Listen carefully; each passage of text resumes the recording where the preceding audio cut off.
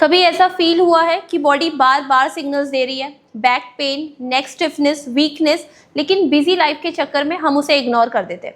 But फिर एक point आता है कि बॉडी क्वाइटली एडजस्ट नहीं करती, वो रिएक्ट करने लगती है। सच ये है कि बॉडी कभी झूठ नहीं बोलती, वो हर पेन, हर डिस्कम्फर्ट के थ्रू सिग्नल्स देती है, लेकिन हम उसे समझ नहीं पाते।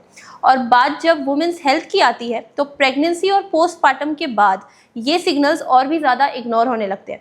पेन को नॉर्मल समझा जाता है, रिकवरी को टाइम के भरोसे छोड़ दिया जाता है और धीरे धीरे ये सारी प्रॉब्लम्स लॉन्ग टर्म इश्यूज बन जाती है। तो आज के इस पॉडकास्ट में हम एग्जैक्टली इसी को डिकोड करने वाले हैं कि पेन का रियल मतलब क्या होता है, पॉस्चर का बॉडी पे क्या इम्पैक्ट होता है और प्रेगनेंसी से पोस्टपार्टम तक बॉडी किस फेज से गुजरती है। और इस डीप, प्रैक्टिकल और मिथ ब्रेकिंग कन्वर्सेशन के लिए हमारे साथ है आज doctor Lubaina Ali, physiotherapist.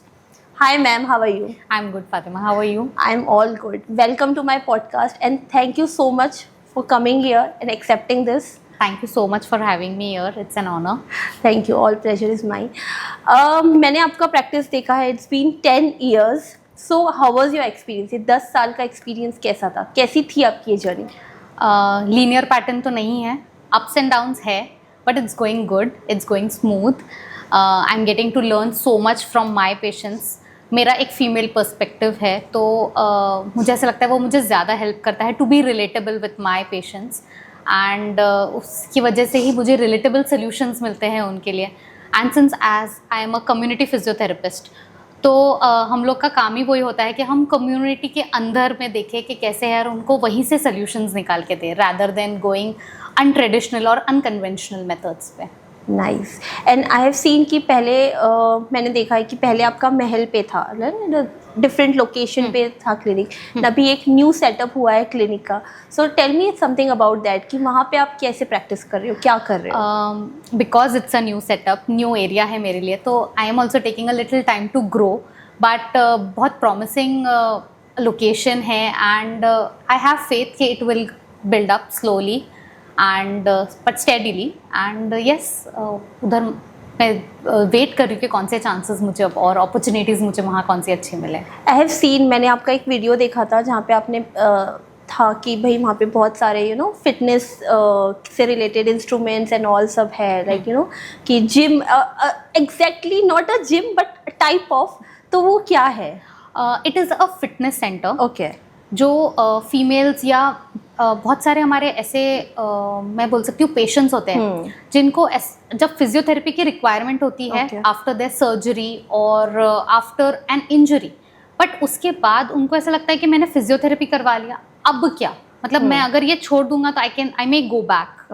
Okay. And there are many females जो मेरे पास आती है बैक पेन के साथ, नी पेन के साथ, जो ट्रीट तो हो जाता है, बट आगे अब घर पे हम एक्सरसाइज क्या करें या मैं उसको मेरा फिटनेस लेवल कैसे मेंटेन करूं सो दैट मुझे ये पेन ना हो.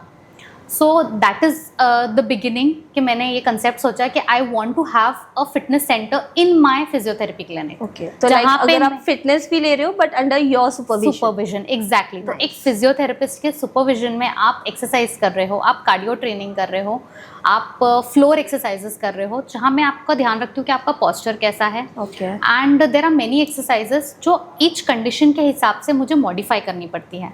जैसे अगर किसी को बैक पेन है, किसी को नी पेन है, तो मुझे उनको टारगेट मसल ग्रुप को मैं कौन से अलग पोस्चर में करवाऊँ या अलग पोजीशंस में करवाऊँ कि उनका मसल ग्रुप स्ट्रेंथन हो और उनका कंडीशन भी फ्लेयर अप ना हो. ओके. नाइस.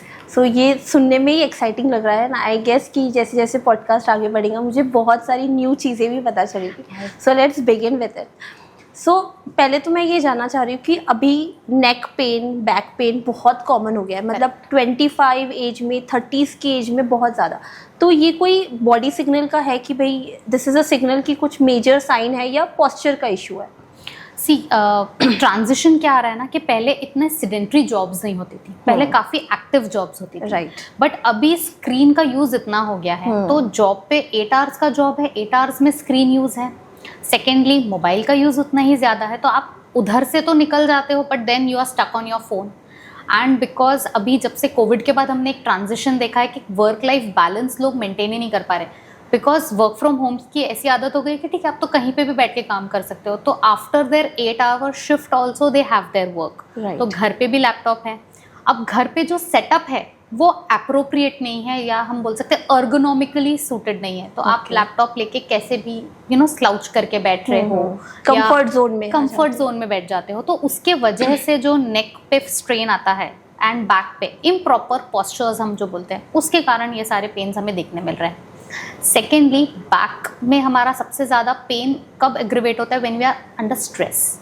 तो जहाँ हमारा मसल स्ट्रेस या हमारी बॉडी साइन पिकअप करती है कि यू आर अंडर स्ट्रेस, वो लॉक कर देता है हमारी बैक या नेक मसल्स को। तो इसीलिए फर्स्ट साइन हमको वहीं से ही मिलता है कि something is wrong. So your body is giving you a sign कि स्टॉप एंड इवैल्यूएट योरसेल्फ कि आप कहाँ गलत जा रहे हो। ये जो आपने बताया, ये 25 से 30 में तो चलो ठीक है, आपने बोला कि पोस्चर स्क्रीनिंग की वजह से, बट ये अभी बहुत कॉमन बच्चों में भी दिख रहा है। एग्जैक्टली कि बच्चों में भी वो एक आ गया है कि नेक पेन का प्रॉब्लम आ गया है या कमर दुख रही है, तो वो क्या रीज़न हो सकता है? उसका एक रीज़न ये भी है कि बच्चों के बैग्स बहुत हैवी होते हैं, है ना, तो बैग का लोडिंग, फिर उनका पोस्चर। अब जैसे हम स्क्रीन्स की बात कर रहे हैं, तो बच्चे वही फॉलो करते हैं जो अडल्ट्स कर रहे हैं। अडल्ट्स इतना बिजी है स्क्रीन में, सो आर दे।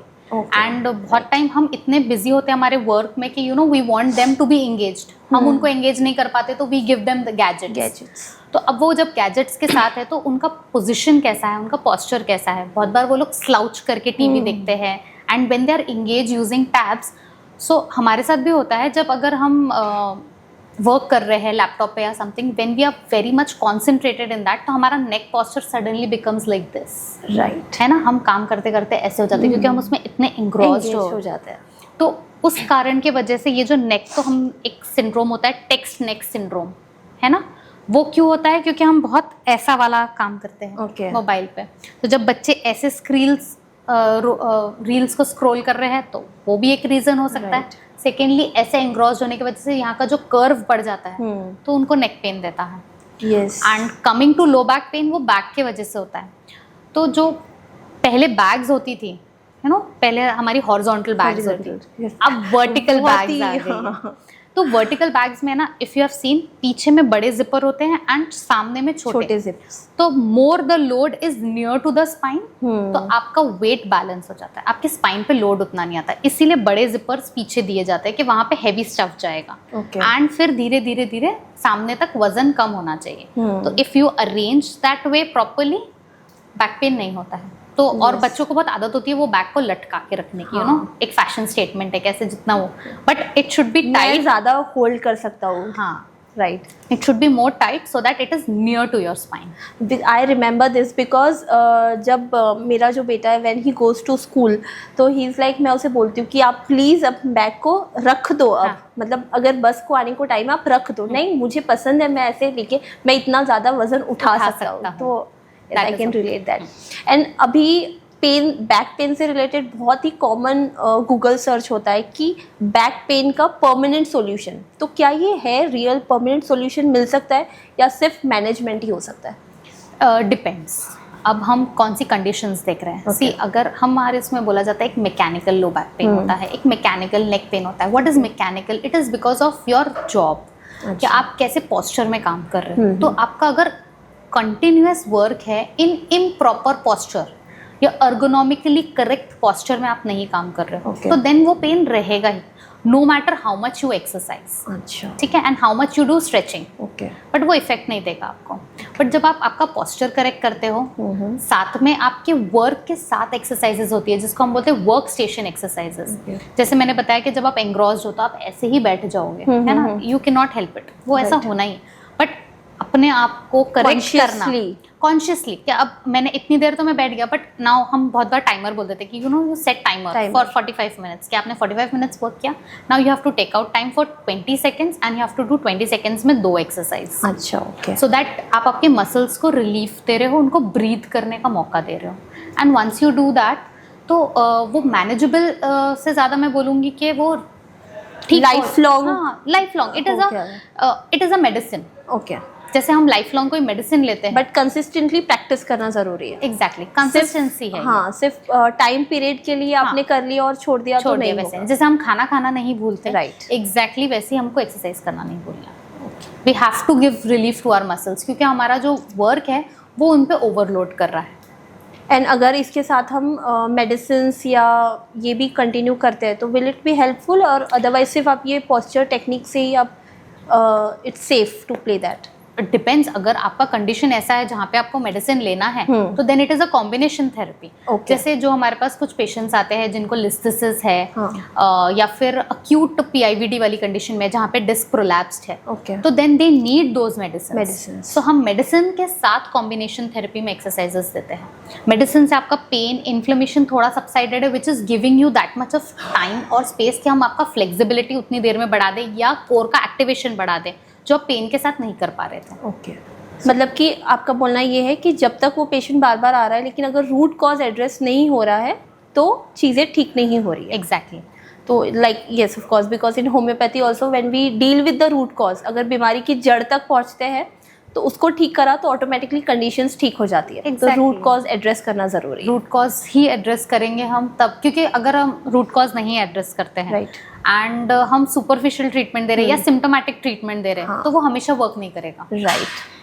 अच्छा, अभी जो बहुत कॉमन हो गया है कि सुबह उठते से बहुत नेक स्टिफनेस रहता है, बैक स्टिफ रहती है, बॉडी हार्ड हो जाती है, तो हमें थोड़ा सा शेक करना पड़ता है, फिर थोड़ा सा चलो एंड फिर, तो क्या ये एजिंग का सिग्नल है या lifestyle issues? Not exactly ageing, but मैं अगेन बोलूँगी कि पॉस्चर एंड देन आपका मैट्रेस कैसा है उस पर भी मैटर करता है। पहले हम रुई के गद्दे होते थे, अब मैट्रेसेस आ गई है and then there are so many available, उसमें इतने ऑप्शंस हैं, मेमोरी फोम, ये वो, तो हर एक को हर चीज़ नहीं सूट करती। हम बहुत बार बिकॉज उसके पास ऐसा है या ये ट्रेंड में चल रहा है हम बाय तो कर लेते हैं, बट वो हमें सूट कर रहा है या नहीं ये हमें नहीं समझ में आता। देन पिलो कैसे हम यूज़ कर रहे हैं वो भी अगेन उसमें मेमोरी फोम आता है, सर्वाइकल पिलोज अवेलेबल है, तो बहुत सारे मार्केट में वैरायटी है। तो आई वुड सजेस्ट कि आप पहले उसको ट्राई करो and then you buy something new. You sit on it, you see and उसका क्या मतलब लाइक आप उसका ब्रोशर प्रॉपरली पढ़िए, उसमें क्या कंपोनेंट्स लगे हुए हैं एंड उसका क्वालिटी कैसा है, and then you should buy all those things. And उसके वजह से भी आप वो जो मॉर्निंग में पेन होता है वो उसके कारण हो सकता है। Second reason can be because of nutritional deficiencies, कि इतना बॉडी मॉर्निंग में फटीक फील होता है, फ्रेश नहीं फील होता है। रात में हम अगर स्क्रीन टाइम ज़्यादा है बिफोर स्लीपिंग तो अगेन आपका जो स्लीप साइकिल है वो अगर करेक्ट नहीं हुआ तो आपको ये मॉर्निंग में फटीक रहेगा। हम एक तरीके से बोलते हैं कि our pain is related to our sleep. ठीक है, तो अगर हमारा साइकोसोमैटिक पेन बोलते हैं हम, कि जहाँ पर हमारा अगर स्लीप साइकिल बराबर नहीं है, हम एंजाइटी में है, स्ट्रेस है, तो because of any other reason को कोई कहीं पर भी मुझे इंजरी नहीं हुई, कुछ भी नहीं, पर मुझे कॉन्स्टेंटली पेन फील होगा या मुझे फटीक फील होगा, और else I would not feel fresh और energetic. Right, so that can be one of the reasons. तो अभी जैसे आपने बताया कि posture is very important, in mobile use बहुत बढ़ गया है, तो ये जो बॉडी पोस्चर है, मोबाइल का यूज़ है, तो ये बॉडी के कौन से स्ट्रक्चर्स को पहले हार्म करता है? लाइक पहले मसल्स या जॉइंट्स, नर्व्स? पहले मसल्स को हार्म करते हैं ये। आपने देखे होंगे कि बहुत लोगों इतना ज़्यादा वो एंग्रॉस्ड हो जाते हैं उसको यूज़ करते करते, नाइट टाइम स्पेशली, वो रात में ऐसा फ़ोन देखते देखते जब तक उसके मुंह पे नहीं गिरता है वो फ़ोन, नींद में ऐसा गिर गया, वो यूज़ करते हैं। तो उससे क्या होता है ना कि एक पर्टिकुलर स्टैटिक पोस्चर में जब आप आपका फ़ोन पकड़ रहे हो तो कहीं ना कहीं के मसल्स का ओवर यूज़ हो रहा है, एंड मसल ओवर यूज़ होने के वजह से कभी कभी वो अक्यूट स्पैज्म में जा सकता है, या मसल टाइटनेस होता है तो वो नीचे जो नर्व है उसको कंप्रेस करने लगता है। तो इट इज़ नॉट बिकॉज कि उनका डिस्क सरक गया है या उसके वजह से वो इम्पिंच कर रहा है, इट इज़ बिकॉज कि मसल इतना टाइट हो गया कि वो नीचे नर्व को कंप्रेस कर रहा है, एंड देन दे गेट दो टिंगलिंग सेंसेशंस। तो हाथ में चीटियाँ आना वो बताते हैं, या नम हो गया हमारा हाथ, ऐसे सारी चीज़ें वो कंप्लेन करते हैं। सेम वे पैर में भी ये चीज़ें होती है, but it is not because of mobile का यूज़, बट प्रोलॉन्ग सिटिंग उसके कारण होता है, lack of exercises, that mobility कम होने की वजह से। तो स्क्रीन जब हम इतना ज़्यादा यूज़ कर रहे हो तो आप एक पोस्चर में बैठे हो, may be at home work from home कर रहे हो तब, या आपके ऑफिस में, तो आप इतने उस पोस्चर में, स्टैटिक पोस्चर में बैठ जाते हो कि कहीं ना कहीं का नर्व कंप्रेस होने लग जाता है बिकॉज आपका मसल टाइट है। Right, and then later on comes the joint. तो जो हम स्पाइन में चेंजेस देखते हैं, कर्व्स में चेंजेस, तो first it is postural and then it becomes structural. तो जब वो स्ट्रक्चरल में जाता है तो अगर ऐसा राउंडेड है तो देन वी से काइफोसिस है, या फिर एस शेप्ड कर्व बनने लग रहा है या सी शेप्ड कर्व तो स्कोलियोसिस में जाता है, या वो एक्सेसिव ऐसा लॉर्डोटिक में चलते हैं mostly because of abdominal bulging भी अगर रहा तो उसके बाद वो सारे कर्व्स आना शुरू होते हैं and then it becomes a structural issue. But mostly starting it starts with postural, and posture means muscle कहीं ना कहीं इम्बैलेंस है मसल का, एक जगह का टाइट है एक जगह का वीक है, पहले मसल्स अफेक्ट शुरू होता है। एंड अगर आपका कोर वीक है तो क्या उसका इफेक्ट नेक पे पड़ता है? हाँ, आपका अगर कोर वीक है, मेरा अगर कोर वीक है तो मेरा पोस्चर ऐसा हो जाएगा, स्लाउचिंग पोस्चर में चलूंगी मैं या बैठूंगी, क्योंकि मेरा एब्डोमेन होल्ड ही नहीं कर पा रहा है ना, वो फटीग में चले जा रहा है तो वो मेरी बॉडी को पुल कर रहा है। अच्छा, मैं ज़्यादा देर तक ऐसे बैठ रही हूँ तो मैं थक जा रही हूँ, मेरा बैक मसल्स जो है वो मुझे इरेक्ट नहीं रख पा रहे हैं। तो इट इज़ एक साइड वीक है एक साइड टाइट है एंड इट इज़ इम्बैलेंस होने की वजह से वो कहीं ना कहीं पुल कर रहे हैं। तो मेरा नेक का पोस्चर भी ऐसा हो सकता है ना। अगर मेरा स्लीपिंग पोस्चर बराबर नहीं है, मैं पिलो बराबर से नहीं यूज़ कर रही हूँ, मैं बहुत एक्सटेंडेड पोजीशन में सो रही हूँ। आजकल क्या होता है ना कि जहाँ पे नेक पेन शुरू हुआ तो बिकॉज हम इतना यूट्यूब और ये सारी चीज़ों पे देखने लग गए हैं तो उसमें बताते हैं कि सबसे पहले आप पिलो यूज़ करना बंद कर दो। बट अगर आपको सीधा सोने की आदत से ज़्यादा साइड पे सोने की आदत है एंड आप पिलो ही नहीं यूज़ कर रहे तो आप एक्सेसिव नेक को बेंड कर रहे हो। जब आप एक्सेसिव बेंड करो तो एक साइड के स्ट्रक्चर्स तो पूरे स्ट्रेच हो जाएंगे और एक साइड के कॉम्प्रेस, राइट। तो फिर अगेन पेन तो बढ़ेगा ही ना। तो इसीलिए सेल्फ मेडिकेशन कभी कभी हार्म कर जाता है। तो prevention is necessary but guidance के अंडर, कि आपको पहले पता तो हो, आप प्रॉपर पर्सन से गाइडेंस ले रहे हो कि ये मुझे इसका प्रिवेंशन करना है या नहीं करना है। अच्छा, ये पोस्चर का इशू तभी भी आता है जब बहुत सारे लोगों को हैबिट रहती है ना कि पेट के बल सोते हैं वो लोग, हाँ, उल्टा सोते हैं। तो इसमें भी ये प्रॉब्लम उल्टा सोने में क्या होता है ना कि आपका नेक आप एक साइड पे टर्न करके सो रहे हो। हाँ, अब नींद में ध्यान नहीं रहता कि मुझे नेक पे टर्न करना है। राइट। फर्स्ट साइन इज कि पेन होगा। ओके। जैसे ही पेन होता है हम नेक टर्न करते हैं। हाँ। जब हम तुरंत में नेक टर्न करते हैं तो बहुत देर ये रखने की वजह से ना, जब दूसरी साइड आप टर्न करते हो तो एकदम सडन पेन फील होने लगता है। राइट। तो ये भी एक रीज़न है उसके वजह से। तो इसलिए हम बोलते हैं कि स्लीपिंग में भी आपका पोस्चर बहुत इंपॉर्टेंट है। तो जब आप करवट से सो रहे हो you should have a pillow between 2 knees and आपका एक प्रॉपर हाइट का एक पिलो होना चाहिए। अगर आप साइड लाइन पोजिशन में, you can keep a pillow below your arm, है ना, below your hand and sleep. तो ये सारे तो इसीलिए प्रेगनेंसी के टाइम पे we have those S shape and U shaped pillows, C shaped and U shaped pillows, okay, कि वो आपके बराबर से आपके बेली को भी सपोर्ट कर सके, आपके पैर के बीच में आप प्रोवाइड कर सको। तो उसके वजह से जो लंबो पेल्विक चेंजेस होते हैं तो उसमें वो उनको पेन नहीं होता है। सो उसका भी वो एक इम्पोर्टेंस है। मैम मुझे ये बताइए कि फिजियोथेरेपी में जो हम स्ट्रेंथनिंग एक्टिवेट करते हैं, मोबिलिटी प्रोवाइड करते हैं, तो इसका सीक्वेंस क्या होना चाहिए या हम कहाँ पे गलती कर लेते हैं? पहले हम मसल का एक्टिवेशन देखते हैं। जैसे मैंने बताया कि अगर मसल इम्बैलेंस है तो मैं उसका बैलेंस पहले सेट करने के लिए देखूंगी, तो मैं उसका प्रॉपरली वो एक्टिवेट हो रहा है कि नहीं, वो कहीं ट्रिक मूवमेंट तो नहीं कर रहा है। What is trick movement? कि मेरे नेक मसल को, अगर मुझे नेक को ऐसे बेंड करना है या सपोज मुझे शोल्डर को रेस करना है, तो मैं शोल्डर रेस करते वक्त मैं शोल्डर मसल्स यूज कर रही हूँ या मैं नेक का हेल्प लेके कर रही हूँ। तो this is a trick movement. अच्छा, है ना, मेरा रेंज उतना नहीं है बट मैं यहाँ से हेल्प लेके कर रही हूँ। तो ये मोस्टली फ्रोजन शोल्डर में दिखता है कि लोग ऐसे करते हैं। तो हम पहले एक्टिवेट करने को, मसल जो इंजर्ड है हम उसको पहले एक्टिवेट करवाते हैं, ठीक है। Then we go on mobility, उसका फिर हम रेंज धीरे धीरे इम्प्रूव करेंगे। जैसे उसका रेंज इम्प्रूव होता है then we go on strengthening. अच्छा, अब बहुत बार ऐसा होता है कि मुझे 90 डिग्री तक आई am getting the correct movement, right, trick भी नहीं है और मुझे ये मूवमेंट को प्रिजर्व करना है कि इतना तो मैं उसको स्ट्रेंथ करवा सकूं। नहीं, हाँ, वो अचीव तो मुझे आगे रेंज बढ़ानी है, बट मुझे इसको भी इसका स्ट्रेंथ लूज नहीं करना है। तो मैं इसका स्ट्रेंथनिंग स्टार्ट करूंगी, बट मैं ओवरहेड स्ट्रेंथनिंग नहीं जाऊंगी। ओवरहेड में तभी जाऊंगी जब मुझे प्रॉपर मोबिलिटी मिलेगी, राइट। तो हम इसीलिए पहले एक्टिवेट कराते हैं mobility and then comes the strengthening. यहाँ पे कोई पेशेंट्स ऐसे होते हैं कि वो खुद से गलती कर बैठते हैं कि वो दे ट्राई कि हम कर ले या हमें पता है या एक बार बता दो हम कर लेंगे, ऐसा कुछ कभी ऐसे हुआ बहुत है बार होता है, बहुत बार होता है। They come and they are like कि ये रेपिटेटिव एक्सरसाइज है, मुझे ये रोज क्यों करनी है आपके पास, मैं घर में भी तो ये एक्सरसाइज कर सकता हूँ। बट वो यहाँ मिस कर जाते हैं कि ये सुपरवाइज्ड हो रहा है। मैं उनको बार बार बता रही हूँ कि आप यहाँ गलत कर रहे हो, ये ट्रिक मूवमेंट हो रहा है, या हम उसको कभी कभी कॉम्पनसेट करते हैं हाथ से प्रेशर देके, या ये सारी चीज़ें रहती है। तो इसीलिए उनको सुपरवाइज सेशंस की ज़रूरत होती है। क्योंकि जब हम एक बार देखें कि उनका सुपरवाइज सेशंस से वो अब मूव कर रहे हैं, वो प्रोग्रेस कर रहे हैं, तो then definitely we shift them to unsupervised sessions. क्योंकि बहुत सी बार होता है ना, पेशेंट के दिमाग में एक चीज़ आती है कि हाँ ये एक्सरसाइज करनी है, हम घर में कर लेंगे। हाँ राइट, तो वो चीज़ होती है। बट वो यहाँ पर उनका प्रोग्रेशन भी हम देख रहे हैं कि हमको अब कब प्रोग्रेस करना है। मुझे अब ऐसा लगता है कि ये एक्सरसाइज से बेटर वो दूसरी एक्सरसाइज में कर सकते हैं, या अभी तक मैं सिर्फ उसको फ्री मूवमेंट दे रही थी, अब मैं थोड़ा सा रेजिस्टेंस दे के करवा सकती हूँ। तो ये सारे बेनिफिट्स होते हैं जब सुपरवाइज सेशंस होते हैं। अब बात करते हैं वुमेन्स के बारे में। एज मुझे भी पता है, आपने भी बताया कि आप वुमेन्स में बहुत ज़्यादा, आपने वुमेन्स हेल्थ में बहुत स्पेशलाइजेशन की है, पोस्टपार्टम, प्रेगनेंसी, ये सब। तो प्रेगनेंसी के दौरान बहुत सारे बायोकेमिकल चेंजेस आते हैं बॉडी में, पोस्टपार्टम के बाद बहुत सारे चेंजेस आते हैं।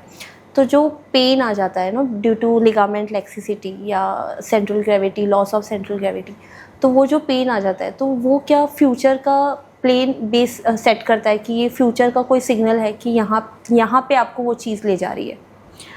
जैसे आपने बताया कि बहुत सारे चेंजेस होते हैं बॉडी में, लैक्सिसिटी और ये सारे, तो उसके कारण क्या होता है ना कि उनको पेन फील होता है। प्लस जैसे शिफ्ट आया सेंटर ऑफ ग्रेविटी में, तो जैसी शिफ्ट आया तो उनका स्पाइन का शेप थोड़ा सा चेंज हो जाता है, तो अगेन उनको पेन फील होता है।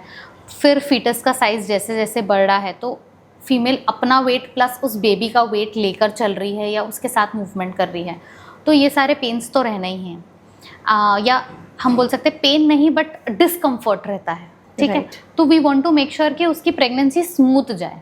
तो हम उस डिस्कम्फर्ट को कम करने के लिए हम उनको जो एक्सरसाइजेस बताते हैं, तो वी मेक श्योर कि जो उसकी स्पाइन पे ओवरलोडिंग हो रही है वो ना हो, ठीक है। तो हम उनको अगेन देन कोर एक्सरसाइजेस समझाते हैं कि कोर एक्सरसाइजेस क्यों इतना इंपॉर्टेंट है। जैसे जैसे फीटस का साइज बढ़ रहा है, वैसे पेल्विक फ्लोर एनलॉन्गेट होता है, जैसे ही होता है उसके ऊपर वजन आता है, तो वो वीक होने के चांसेस रहते हैं। ब्लैडर बहुत बार होल्ड नहीं कर पाता, तो पेल्विक फ्लोर वीकनेस की वजह से भी होता है, यूट्रस बढ़ने की वजह से भी होता है। तो देन वी मेक श्योर कि हम उनको ऐसी एक्सरसाइजेस बताएं which will help to make her pregnancy journey go smooth and उनका पोस्टपार्टम रिकवरी अच्छा हो। तो मेरा हमेशा प्रेगनेंसी केयर में एक्सरसाइजेस का गोल ये नहीं है कि उसकी नॉर्मल डिलीवरी हो। वी वांट कि बेबी हेल्दी हो, मदर हेल्दी हो एंड पोस्टपार्टम रिकवरी अच्छी हो। मतलब प्रेगनेंसी के दौरान अगर आप अंडर सुपरविजन, अगर आप फ्लोर एक्सरसाइज या आप जो भी एक्सरसाइज करवाते हो, अगर आप करते हो, तो आपको जो फ्यूचर जो पेन है उससे आपको रिलीफ हो सकता है। Exactly. या फ्यूचर जो होने वाला है उससे आप बच सकते हैं, प्रिवेंशन हो सकता है। आप अवेयर हो कि यू नो पोस्टपार्टम के बाद मेरे साथ क्या चेंजेस होने वाले हैं, मेरा कितना वर्कलोड है। तो आप जितना आपका अवेयरनेस रहेगा, आप उसके लिए ट्रेंड रहोगे या उसके लिए प्रिपेयर्ड रहोगे। अब बहुत बार ऐसा होता है कि प्रेगनेंसी में जब हम एक्सरसाइजेस कर रहे हैं तो आपके मसल्स काफ़ी स्ट्रॉन्ग है, एंड व्हेन यू डिलीवर तो जो रिकवरी है वो फास्ट हो जाती है, क्योंकि वापस से तब आप एक्सरसाइज स्टार्ट कर रहे हो तो 50% वर्क तो आपने प्रेगनेंसी में ही कर लिया, तो पोस्ट प्रेगनेंसी आपको 50% वर्क करना है। हम बहुत बार पोस्चर्स बता देते हैं कि कौन से करेक्ट पोस्चर्स हैं, तो बेबी केयर में वो पोस्चर्स हेल्प करते हैं कि कब उनको स्क्वाट करना है, कब उनको बेंड करना है, कैसे उनको फीडिंग करनी है। तो उसमें postures again play a very important role. अगर आप इम्प्रॉपर पोस्चर के साथ फीड कर रहे हो, 2 से 3 फीड के बाद आप बोलोगे मेरे से फीड नहीं हो रहा है, इसको हम फॉर्मूला पे डाल देते हैं। तो ये बहुत कॉमनली देखी जाती हुई है चीज़ें। सो इट मीन्स कि it should be recommended to each and every women कि आप प्रेगनेंसी में आप प्रॉपर एक्सरसाइज फॉलो करो। बिकॉज यूजुअली होता ये है ना कि जैसे अर्बन कंट्रीज़ में या अर्बन सिटीज़ में तो चलो we are aware of it, but बहुत सी बार होता है कि लड़कियों का ये बोलना होता है कि हम घर के इतने काम करते हैं कि हमें बहुत मोबिलिटी है, बहुत फ्लेक्सिबिलिटी है। करेक्ट, बट मैं रूरल में एक बार मैं बोलूँगी कि वो लोग ज़्यादा काम कर लेते हैं। अर्बन में हम और उतने काम नहीं कर रहे, though we are aware about it, but हम प्रेगनेंसी केयर में या हम उसको इतना ज़्यादा ये करते हैं कि मुझे I am pregnant, I want to enjoy it, I don't want to work, तो हम पैम्परिंग ज़्यादा होती है। तो उसके कारण भी सेडेंटरी लाइफस्टाइल ज़्यादा हो गया। तो देन आप rest is important but moving again is more important, right. ठीक है ना। तो आपको एक्सरसाइज भी करना है एंड साथ में आप अपना उसको प्रेगनेंसी जर्नी को एंजॉय भी करो, रेस्ट भी करो, न्यूट्रिशन का भी ध्यान दो। रूरल में क्या होता है ना, they are not aware about it, उनकी मजबूरी हो जाती है कि हमको काम ही करना है। तो उसमें उधर में पेन्स क्यों होते हैं? क्योंकि वो लोग पोस्चर का भी अवेयरनेस नहीं है, तो इम्प्रॉपर पोस्चर के साथ वो ज़्यादा बेंडिंग करके स्क्वाटिंग करके काम कर रहे हैं। राइट। तो उसके वजह से अब बहुत सारी हमारी जो प्रेगनेंसी केयर में एक्सरसाइजेस है, यहाँ पे क्या होता है ना कि पता ही नहीं है कि कैसे पेल्विक फ्लोर मसल को ट्रेन करना है या उसका ओपनिंग होना चाहिए to have a normal delivery. पहले की जो काम जो करते थे, वो जो सिलबट्टे वाली चीजें थी, नीचे बैठ के झाड़ू करना, पोछा करना, वो दैट वाज एन एक्टिविटी जिससे उनका मसल पेल्विक फ्लोर स्ट्रांग भी होता था एंड पेल्विक ओपनिंग भी बहुत अच्छे से होती थी, स्मूथली हो जाती थी। हाँ, अभी ये सारी चीजें है ही नहीं, तो इसके लिए हम वही सारी एक्सरसाइजेज, मतलब वही सारी एक्टिविटीज को हमने एक्सरसाइजेज में कन्वर्ट किया है and we are making sure that they do those. Okay. Even आपके क्लिनिक में आपने ये एक्सपीरियंस किया होगा कि बहुत सारी लेडीज़ फिजियोथेरेपी लेती है आफ्टर पोस्टपार्टम, एंड बहुत सारी लेडीज़ पोस्टपार्टम रिकवरी इग्नोर कर देती है। तो इसका रियल जो फ्यूचर आउटकम है, तो इसमें does it really make a difference कि हमें पोस्टपार्टम फिजियोथेरेपी लेनी ही चाहिए या इग्नोर किया? पोस्टपार्टम फिजियोथेरेपी से मैं बोलूँगी कि प्री जो प्रेगनेंसी में हमने जो एक्सरसाइजेस किया, हाँ, तो उससे आप बहुत सारा अवेयर हो जाते हो कि हमको पोस्टपार्टम अपना हेल्थ कैसे अच्छा रखना है। ओके।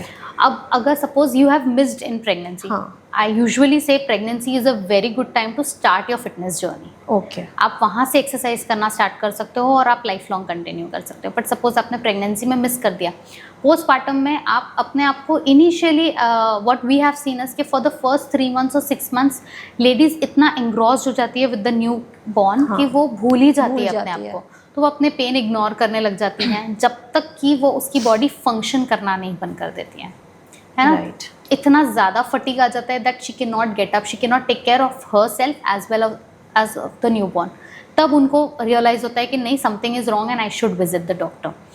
तो स्टार्टिंग में क्या होता है कि बिकॉज पोस्टपार्टम में इतना बड़ा शिफ्ट है, एक तो फिजियोलॉजिकल चेंज इतना बड़ा, राइट। प्रेगनेंसी के बाद आपने डिलीवर किया तो आपकी बॉडी में डिहाइड्रेशन, कैल्शियम लॉस और ये सारी चीज़ें रहती है।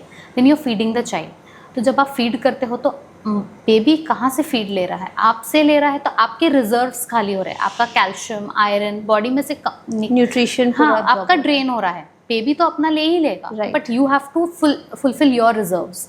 तो जब अगर आप आपके सप्लीमेंट्स मिस कर जाते हो, आप डाइट अगर आपका बराबर नहीं ले रहे हो, तो देन आप वीक हो गए, आपको फटीग आएगा, आपको पेन, जैसे हमने साइकोसोमैटिक पेन के बारे में बात किया, आपका स्लीप साइकिल डिस्टर्ब्ड है, बेबी हर थोड़ी देर में उठ रहा है, तो आपका स्लीप साइकिल अगर प्रॉपर नहीं है तो then you are going to feel, जब भी आप उठोगे मॉर्निंग में आपको नेक स्टिफनेस रहेगा, कमर में दर्द होते रहेगा, या सडनली बहुत सारे पोस्टपार्टम में ऐसे हमको नी पेन के साथ आते हैं वो, कि मेरे घुटनों में बहुत दर्द हो रहा है। तो इट इज़ बिकॉज कि आपका विटामिन डी, कैल्शियम, आयरन लो है, that is your body is giving you science.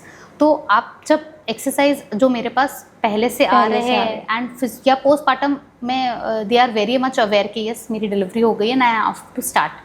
Postpartum is not about getting back into shape, it is recovering yourself. आप कभी उस शेप में वापस नहीं जा सकते, you can not be like you have become a mother, आप उसको चेंज नहीं कर सकते। तो यस आपकी बॉडी चेंज हो गई है, now the strategies will change. हम प्री प्रेगनेंसी वाली चीज़ें नहीं कर सकते अब, हम पोस्ट प्रेगनेंसी में अब आपकी बॉडी को बेबी के साथ रिकवर कर सकते हैं। हाँ, मतलब आपको बेबी भी के साथ आप कैसे ग्रो कर रहे हो, उस पे हम फोकस करते हैं।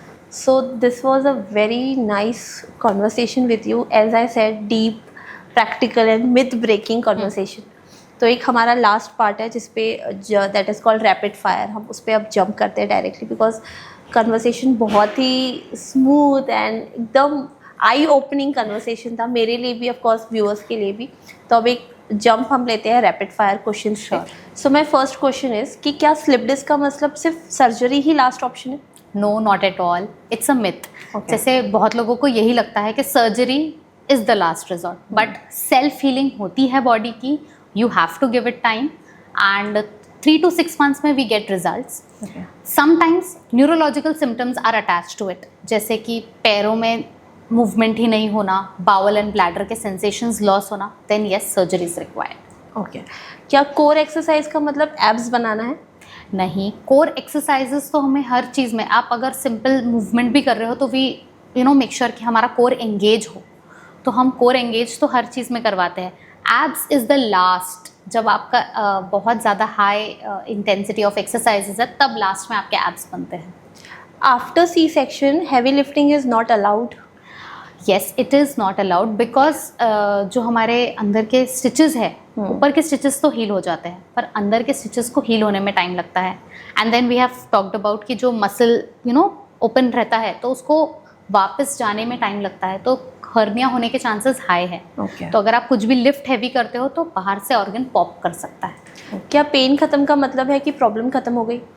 नहीं, कभी कभी पेन तो ख़त्म हो जाता है, बट इम्प्रॉपर पॉस्चर वगैरह ऐसे रहा या अर्गोनॉमिकली वो करेक्ट नहीं हुआ तो then the person comes back. तो इनिशियली पेन ख़त्म तो हो जाता है, बट रूट कॉज अगर एड्रेस नहीं हुआ तो वापस आने के चांसेस हाई है. What is fancy physiotherapy and how effective it is?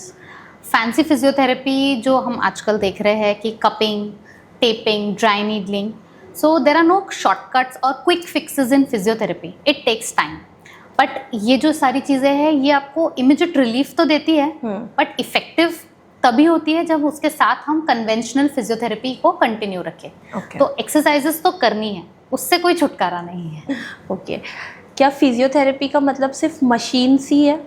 नहीं, मशीन्स अगेन हम जैसे कॉम्बिनेशन थेरेपी पे बात करते हैं, तो एक्सरसाइज करके ही आप अपनी स्ट्रेंथ इंप्रूव कर सकते हो, आपके मसल की फ्लेक्सिबिलिटी बढ़ा सकते हो. वो कोई मेडिसिन नहीं कर सकती, कोई मशीन नहीं कर सकती है. तो जो फिजियोथेरेपी में मशीन्स यूज़ होती है वो एक एज एन एड है to help in in reducing your pain और इन्फ्लेमेशन कम करने के लिए. तो it is a temporary thing. Okay. So here we end with our podcast and it was wonderful podcast with you. बहुत सारी knowledgeable चीज़ें पता चली. I guess मेरे viewers को भी ये चीज़ें पता चलेंगी. Just one last message from your side for my viewers. So I would say कि exercises करना बहुत ज़रूरी है to have a good fit life and to have जो कोमॉर्बिडिटीज़ आज बहुत सारी है, बट उसके साथ एक हैप्पी एंड एक अच्छी क्वालिटी ऑफ लाइफ के लिए you need to be fit. ठीक है, जो आपको सुबह उठ के स्ट्रेस ना लगे एंड फटीग ना लगे, है ना. तो बहुत सारी exercises are available on YouTube और सोशल मीडिया, बट चैनलाइज्ड नहीं है वो.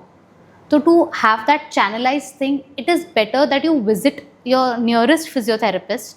आप एक सुपरवाइज प्लान बनाओ अपने लिए जो आपको सूट करेगा. It should be a tailor made programme for you and then you can follow that. Thank you so much, ma'am, for coming here, for sharing your knowledge with us, and it was a wonderful meeting with you and having such a great podcast with you. Thank you so much. I am honored to be here and I am so thankful to you कि आपने मुझे approach किया and we could talk about all these things. Thank you so much. So यहाँ पे ये podcast and होता है and I hope इस पॉडकास्ट से आपको बहुत कुछ सीखने को मिला होगा और बहुत सारे आपके मिथ्स बर्स्ट हुए होंगे. और इस वीडियो को ज़्यादा से ज़्यादा शेयर करो उन लोगों के साथ जिसे इस वीडियो को देखने की ज़रूरत है. एंड येस, अगर आप कोई भी टाइप का पेन या डिस्कम्फर्ट एक्सपीरियंस कर रहे हैं तो मैंने मैम का इंस्टाग्राम लिंक डिस्क्रिप्शन में शेयर किया है. आप उन्हें DM कर सकते हैं या उनके लोकेशन पे जाके विजिट कर सकते हैं. And yes, don't forget to like, share and subscribe. Bye bye.